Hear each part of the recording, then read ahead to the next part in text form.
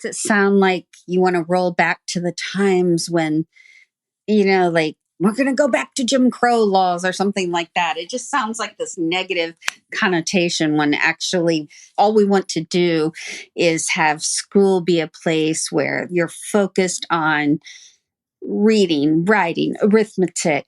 We're focusing on all of these other issues that could be addressed at home with the parents. Well, thank you for letting me dig into that. I always want to make sure that I'm totally clear on what's being said to me so I'm not misconstruing things. I don't want to lose sight of kids in this. I asked students what they thought of political battles finding their way into the classroom. I gave them no direction on what political battle that might be. And here is one of them. How is it that my existence is a threat to other people? Because my existence and my identity, my sexuality, my gender, that's me. And the same goes for everybody else in this world.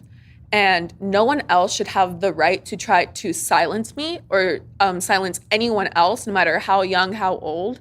It's such an important part of myself. And I know that for other trans kids, it is an important thing for them too. And I think the fact that we can't even express that in schools where we're supposed to be safe, where we are encouraged to grow and be ourselves, I just think that that is completely unacceptable. What do you hear in the voice of a student like that? I think that we're putting these kids under a microscope.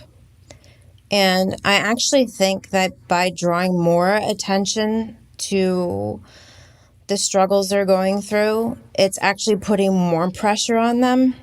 I have a friend of mine whose son is gay and has come home and said, "Mom, it's all day, every day. It's nonstop. I feel like I'm being singled out, and I really just want to be with my peers and go about my school day." And so I think there's a way to be inclusive without making it a spectacle. And I think that's what it's become. And in turn, it's actually having a negative effect on these kids that are struggling with their gender identity. And I think if there was less focus on it during the school day and more focus on academics and just being a kid, I think it might lessen the pressure for her. I feel for her. I do empathize with her. Here's what else students are hearing.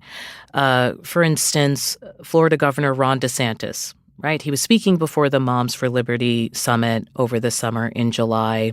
And here's a sample of that speech. We also drew a line in the sand and said, in the state of Florida, a parent should be able to send their kid to kindergarten without having woke gender ideology shoved down their throat. We're not going to have some first grader be told that, your parents named you Johnny, you were born a boy, but maybe you're really a girl. What's your response to that? And I'll start